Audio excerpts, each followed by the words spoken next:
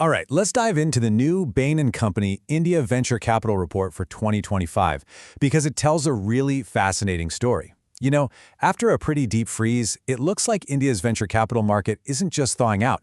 It's actually heating up, and in some ways that might surprise you. So let's get right into it. For the last couple of years, pretty much everyone in the startup world has been talking about this so-called funding winter, right? It was a time of cautious investors, lower valuations, and just a general slowdown. But what this new report is showing us is that for India, well, the frost is finally starting to clear. And the very first sign of spring is a big one. $13.7 billion. That's the total VC funding that poured into India in 2024. Now, this isn't just some small little uptick. This is a serious rebound. It signals a major shift in momentum. So, how did this all happen? Here's how we're going to break it down. First, we'll look at the incredible scale of this rebound. Then, we're going to follow the money and see which sectors are really exploding. After that, we'll dig into a fascinating shift in who is investing. And trust me, this is a big one. We'll also explore the new, much clearer paths to making a profit. And finally, we'll ask, what does this all mean for India's next chapter? Okay, let's kick things off with the rebound itself. The story here is all about resilience and a huge return to growth, especially when you compare it to what's happening elsewhere. I mean, you can see the jump right here, clear as day, from $9.6 billion in 2023 all the way up to $13.7 billion in 2024. But here's the real kicker. While this was going on, funding across the rest of the Asia-Pacific region was basically flat. India wasn't just recovering, it was leaving its peers in the dust. And this growth wasn't just because of a few giant checks written to a couple of companies. Nope. The total number of deals actually shot up by almost 45%. That tells you that investor confidence was widespread. Money was flowing into all kinds of companies, not just the massive ones at the top. Of course, a really good sign that ambition is back is the return of the unicorns. In 2024, India welcomed 5 new ones, startups valued at over $1 billion. That's more than double the 2 from the year before. The appetite for those big, high-growth bets is officially back on the menu. So with all this capital flowing again, where exactly did it all go?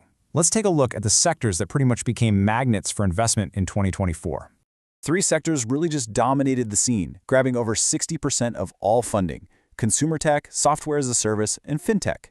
But as you're about to see, one of these just completely dwarfed the others. Consumer tech was the undisputed champion. It pulled in $5.4 billion. That's a staggering 2.3 times surge from the year before. Honestly, this one sector alone tells a huge part of India's rebound story. And this slide, it just perfectly illustrates this flight to quality that we're seeing. Investors were pouring money into established giants, companies like Zepto and Meesho. These weren't just wild bets, they were calculated investments in businesses that had already proven they work. And hey, pay attention to some of the investors here, like Prosus. We are definitely coming back to them. We can't talk about 2024 without mentioning generative AI. Funding in this area grew 1.5 times to nearly $390 million. But India's playing the game a little differently.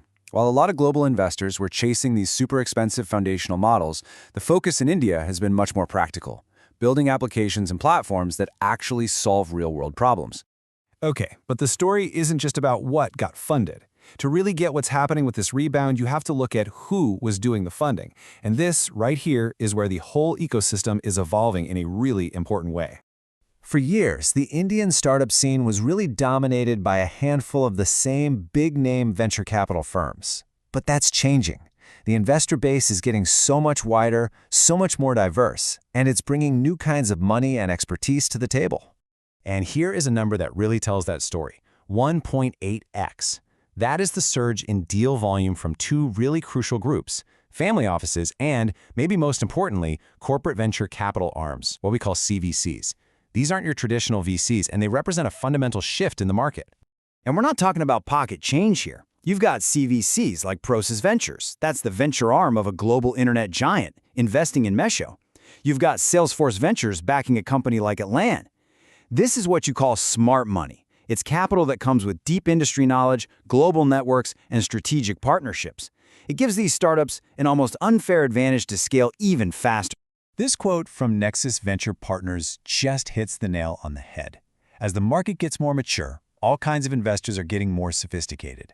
They're looking for real performance, sustainable business models, and that rigor, well, that's what's attracting this new, diverse class of capital. A healthy startup ecosystem needs more than just investment coming in. It needs a clear way for those investors to get their money back out. And in 2024, that path to an exit became much, much clearer in India. The shift is pretty striking. In 2023, just over half of all the exit value came from public markets. By 2024, that number shot up to 76%. What this tells us is that initial public offerings, IPOs, are now the dominant, preferred way for investors to cash out. And the growth was just explosive. The value that was generated from IPOs surged 7-fold in just 1 year. This was happening while lots of other global markets were seeing their IPO windows slam shut. It really made India a standout place for public listings. And this really strong IPO market has created a powerful new trend called redomiciling.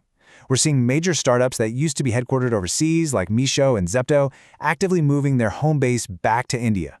Why would they do that? Simple, to get ready to list on Indian stock exchanges. It's just a massive vote of confidence in the domestic market. So let's wrap all this up. What does the future hold? Well, there are several powerful tailwinds that suggest this recovery isn't just a temporary bounce, but maybe the start of a whole new, more sustainable chapter. The government has actually played a pretty big role here. Recent reforms have made it way simpler for companies to redomicile. They've gotten rid of some tax hurdles for early-stage investors, and they've streamlined the whole process for companies to go public. These changes are creating a much friendlier environment for innovation to really thrive. So when you pull back and look at the big picture, it's just fundamentally different than it was a couple of years ago. You have a strong funding rebound, a more diverse group of investors bringing in strategic capital, and really clear paths to profitable exits. The entire foundation of the ecosystem just feels stronger, more grown up. All of this really leads to one big, powerful question. With all this strategic capital flowing in, and with a booming IPO market providing a clear destination, are we watching India's startup ecosystem enter its golden age? You know, based on all this data, that future feels closer than ever.